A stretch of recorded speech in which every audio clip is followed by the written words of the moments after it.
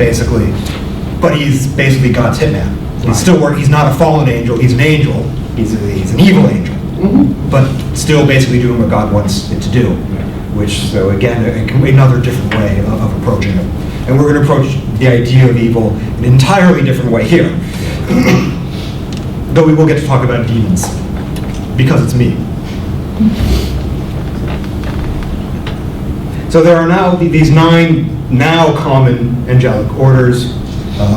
Dionysius, again, he's the first person to order them this way, so far as I've seen. So anytime you've seen this, you may think Dionysius. It's highly influential because there's a version of this in the Zohar, I believe.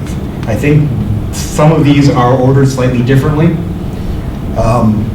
but essentially kind of the same. I may be misremembering, but I think it's in the Zohar as well. So the level of influence that this has had to sort of in at least Judaism and Christianity is fairly enormous. But they are probably modeled through Proclus on Iamblichus's greater kind, this hierarchy of divine beings from the gods, of several different kinds of gods, to the daemons and the heroes, and then the souls, the perfected souls, he calls them, which are us before we descend into physicality. So us and humans in their most pure state, basically. So we become divine beings when we have become purified completely.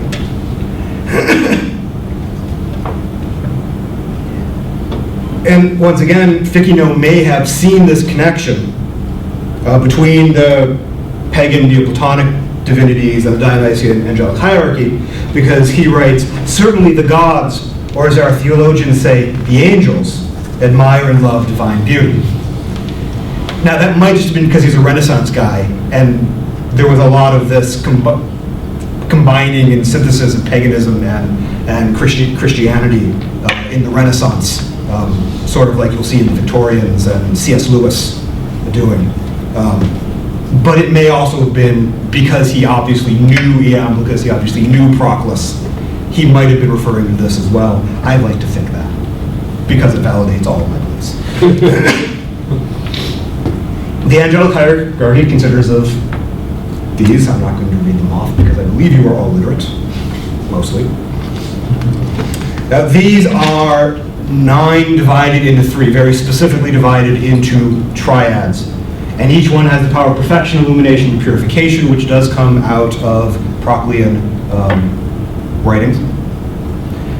And it descends, so you've got the same reflections. That's what these little lines are. Not only does the top of each level be perfection, but the source of the lordship's perfection is the seraphim. And the source of the principality's perfection is the lordships. So their energy, their activities are reflected into their corresponding number in the next ontological level. So each of these sort of represents an ontological level in and of themselves, and each group as well. So there's this, which does this thing, and it is closest to God, and that is its nature to be closest to God.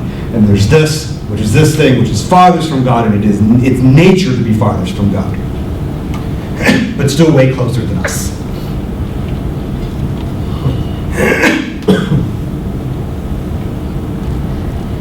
And this, again, this threefold activity has its basis in the Porphyrian intelligible triad, being, life, intellect, which he talks about as being, life, wisdom, because wisdom is more biblical, basically.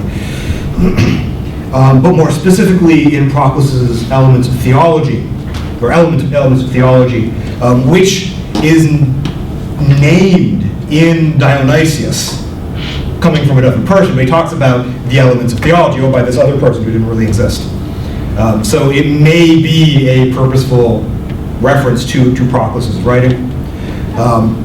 But the elements of theology and the Platonic theology set out how different levels of being affect those below them, which has precedence in Iamblichus. So this sort of reflecting thing is common Neoplatonism by this point. And as in the modern meaning of hierarchy implies, the angelic orders are ranked vertically. As the orders descend, their ontological distance from God increases.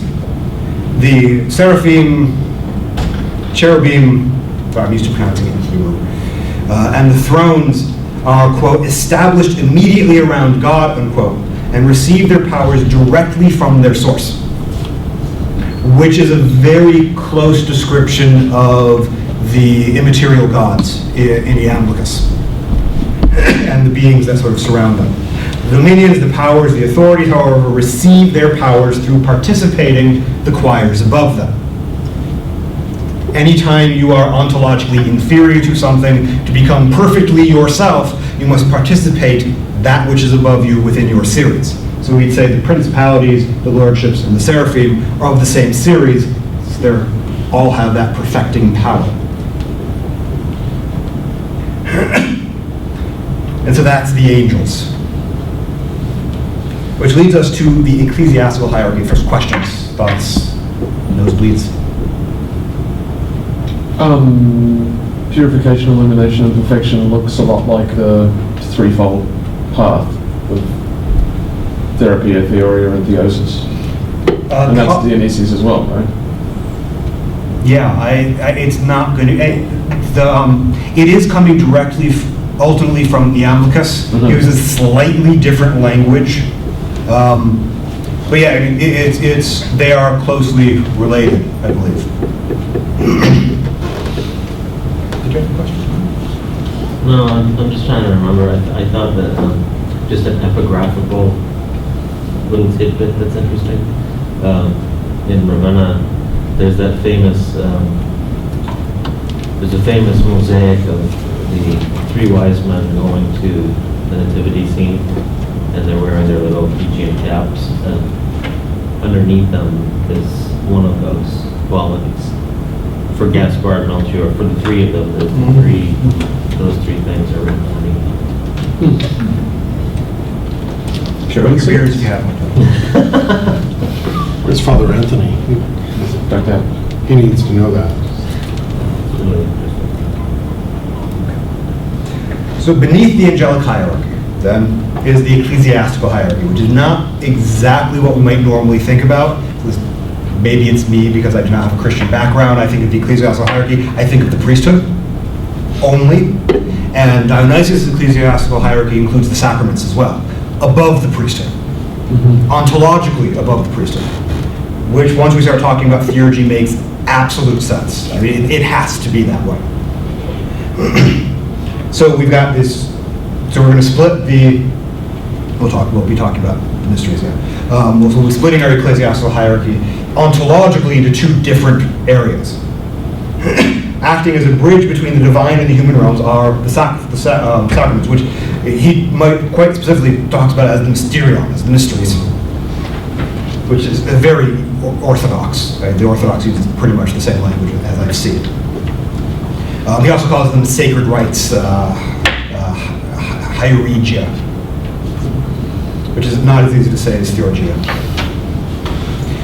These rites appear ontologically prior to even the most pure human souls, as found in Dionysius' hierarchs or bishops. Gentlemen, I'm looking at you. This is seen in how Dionysius discusses each of the rites and in the ways in which the ecclesiastical hierarchy is ordered, beginning specifically with these rites. We'll talk about all of this stuff, then we'll talk about people. And they talk about it into relationship because at this point he is talking what the pagan neo-platonists would call theurgy, though he does not use that term to talk about this. He uses hieregia and mysterion and things like that, which are intimately connected. You cannot have theurgy without people to theurge, basically. Technical term.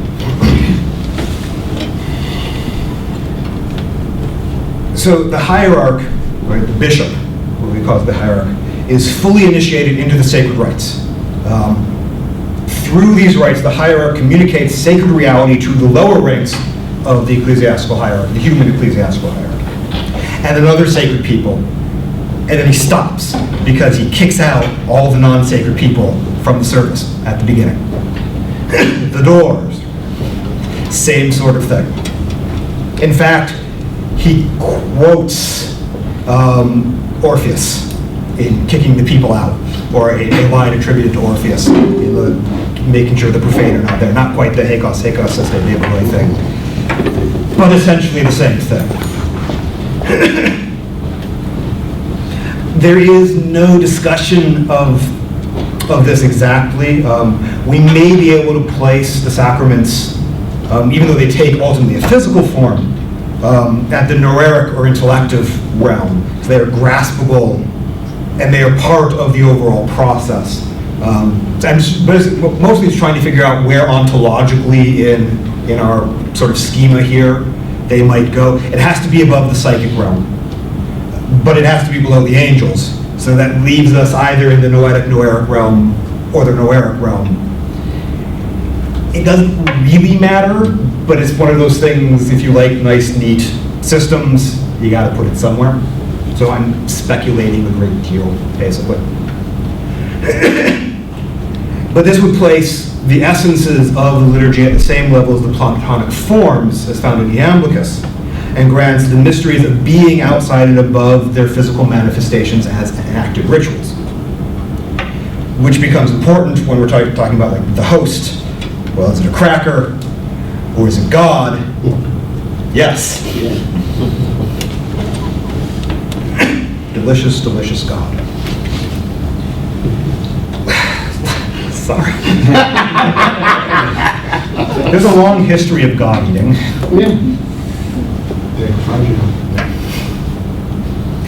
Now, like the celestial and human hierarchies, the sacraments have various purifying, illuminating, and perfecting functions. In terms of later Neoplatonism, the mysteries are a form of theurgy, what, again, Dionysius calls hierurgia, sacred activity, as opposed to theurgia, divine activity. The sacred rites and imitation and participation of Christ. He uses theurgia specifically to talk about Christ's activity. So it is literally divine activity because it's God as the Son doing stuff in the physical world. Dionysius has 7 primary sacred rites. He also then talks about the rites which are said over those who have fallen asleep, the last rites basically, but they're not quite the last rites. They're an anointing and they're a prayer which are said only over the holy.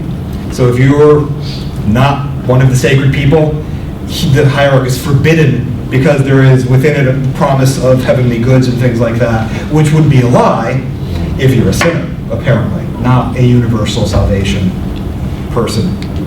Maybe. We'll get to that. If this is a pagan, the way he words some things leave a lot open to interpretation, whereas if he's a Christian, you should interpret them in a particular way. So it's very interesting. So he has illumination, which is baptism. That's because of a divine birth, or birth from God. Synaxis, or communion.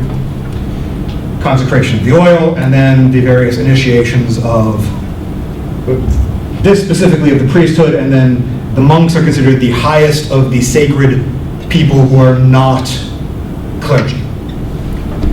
And then there are 2 others of sacred people who are not yet initiated, and then there are the unholy people, which is pretty much everybody else.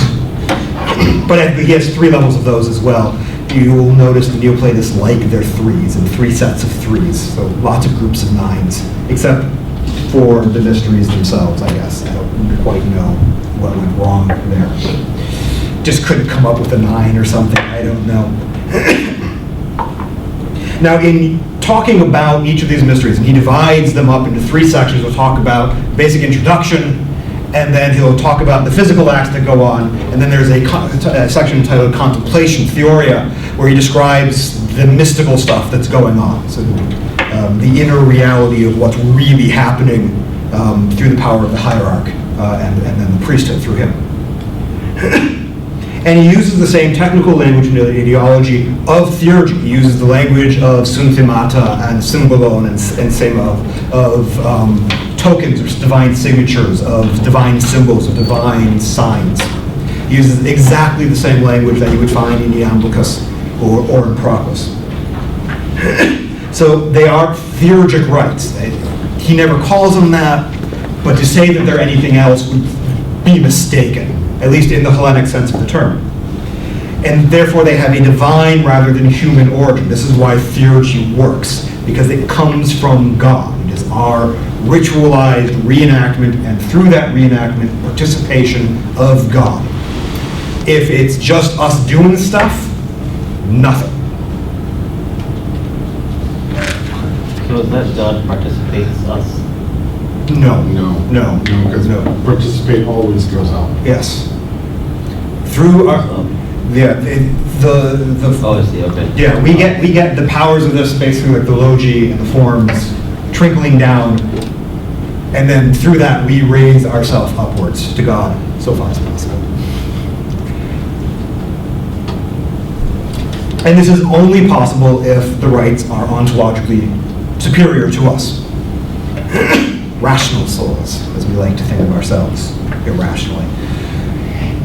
Now, it's unclear as to whether or not Dionysius ordered his descriptions of the mysteries ontologically, if these represent one level or multiple levels. This is where he's most unclear. There is this idea of perfection, illumination, and purification within them, but it's not a neat thing. So like Synaxis has illumination and perfection in it, and the baptism has elements of purification and illumination in it. So there's not this is this, this is this, this is this. That doesn't happen. So I don't know if he's trying to make each of these a separate thing, or if this is divine activity. It's all comes from the same level. It's hard to say by how he describes it. Whether or not there are ontological differences, there is no such ontological hierarchy amongst the ranks of humanity. The next one, please. So here's our rational souls, the psychic realm, eventually made manifest in us. This is all ontologically identical. These are all humans. They all have rational souls that come from exactly the same level.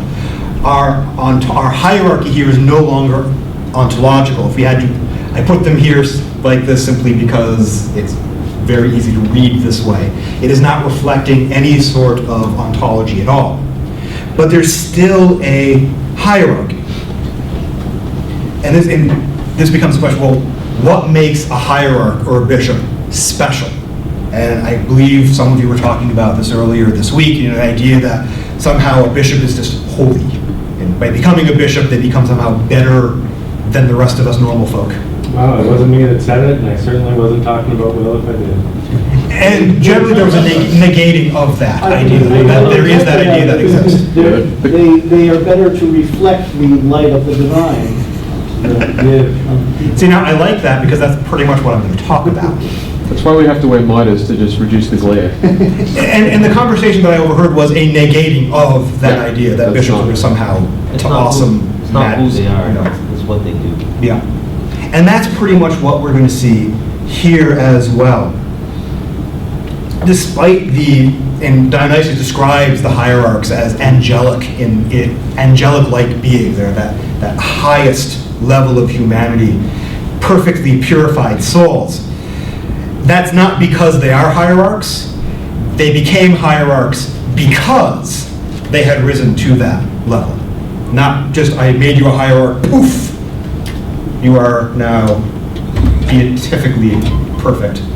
Doesn't work that way. I like how the catechumens are below the possessed. Yes.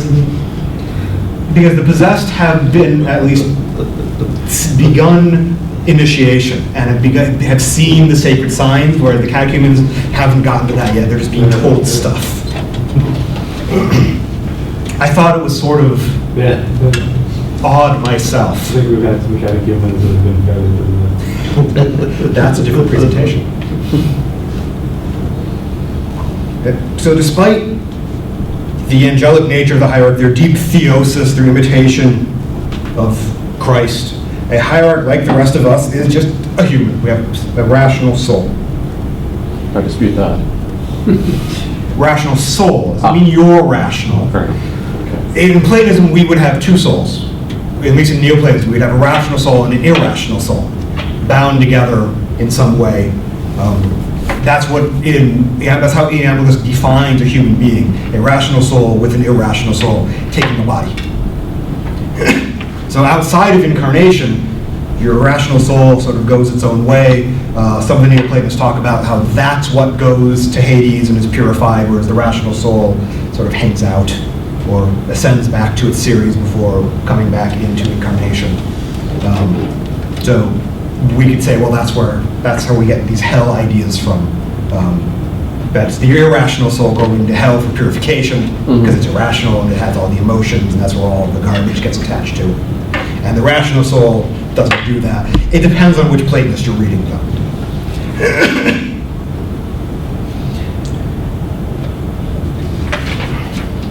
So while we're all ontologically equal, we have our hierarchy. And the sacerdotal ranks, including perfecting hierarchs, illuminating priests, and purifying deacons. Again, we get that 3 levels going on.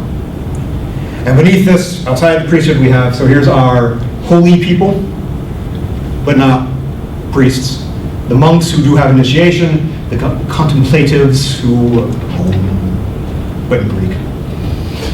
And then those who are being prepared right before baptism. And these people are under the care of the deacons, they are under care of the priests, and they are under the care or the authority of the hierarchs. So we're reflecting again our 3 levels to another level. In Orthodoxy, only monks can be hierarchs. Which is kind of an interesting connection then, isn't it? Yeah. And then we get all of our pure, or impure, who in imitation of the Orphic command, depart you profane and close the doors, are dismissed from the sanctuary before the ministration of any of the sacraments. So they get to hear some of the prayers and maybe some sermons, and then out, because they may not view the holy symbols because it would actually be damaging to them because their understanding is so profane. It would have effectively an opposite effect of what it's supposed to have because of their misunderstanding. Sort of like how the Buddha says, telling somebody the truth that they cannot understand is basically like telling them a lie. And there's a spiritual consequence to that here. Now, this hierarchy seems like is an extension of Iamblichus' extension of Plato's view of humanity, where Plato talks about the philosophers and the mass herd of humanity, right? And the philosophers are awesome, and then there's the rest of us, and not so much. Iamblichus divides humanity into 3 groups. We have the mass herd still, and instead of philosophers, we have what I call, he never uses the terminology, but a theurgic sage, who seems to be very similar to the Confucian sage, in that they are perfectly awesome people, and no one's ever met one. Because they're just that rare. They are the perfectly perfect soul, which is the equivalent of the hierarchy here. And then he talks about these 3 levels of people who are moving from the gross material worship to divine immaterial worship. And so we have sort of the mass herd down here, we've got our perfect people up here, and here are people who are moving from one level to the next. So it's even more explicit. I don't know if there's something like that in Proclus offhand. It would not surprise me if it does, if there is. Proclus does have a tendency of taking Iamblichus's really extensive cosmology and making it twice as extensive. So there might be something I simply do not know. The differences between the various levels here is a matter of participation, not ontology. The idea of participation is based on the idea that an ontological level emanating from the level above lacks some quality, more qualities depending on how far down we go, and so must participate its source in order to perfect itself.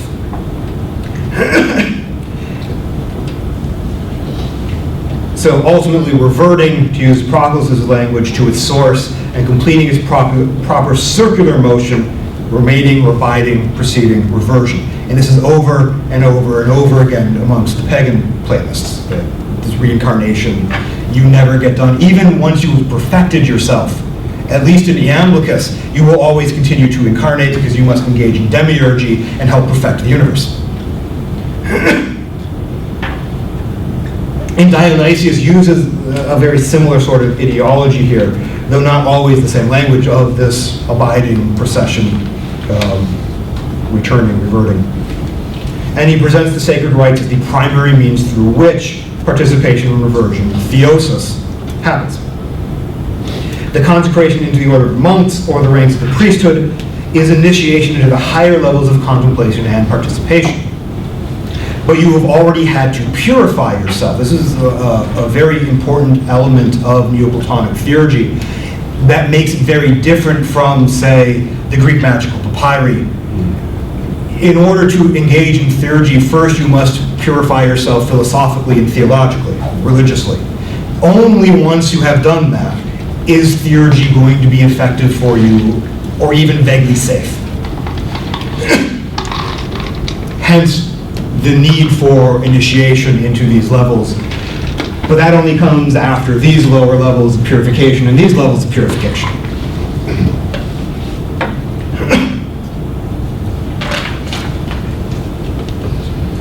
So all of this means that the hierarchy is not ontologically superior to a priest or one of the impure, but participates the divine far more closely at an angelic-like level through initiation into the highest mysteries and the blessing, the grace that comes with that. And therefore, it is therefore more like a soul in its unfallen state, or the purified soul of Anglican theology, which presents a level of divinity. Souls are effectively gods, at least rational souls. Beneath humanity, we have irrational souls, basically non-human animals, or humans. Well, as I said, humans will have irrational souls attached to them. That's part of what makes us human, as opposed to divine beings. Plants and minerals, and basically Dionysius says, yeah, those things exist.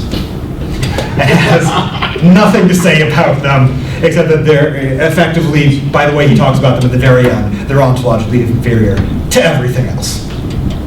They exist, go read Aristotle by. Yeah, pretty much. In some ways that's important though, because he never says, this is evil. Right? They're just ontologically inferior. And this leads us to evil, down at the bottom, because it's below being, right? Sorry. Kneel before Mardos. So evil's the fun stuff, right? And it is unfortunately just as confusing as good, or as God, because both have no being. But they have no being in entirely different ways. Dionysius' writings on evil. It's the second half of the 4th chapter of the Divine Names, parts 18 through 35, to the end. It is basically a highly repetitive, highly condensed version of Proclus's On the Existence of Evil, which is like 300 pages, which you can find unscribed if you're looking for it. There is nothing in this portion of Dionysius that is not in Proclus, in this treatise of Proclus. The phraseology in many cases is identical. The proofs that he uses are identical. The language, the only major difference is he talks about demons.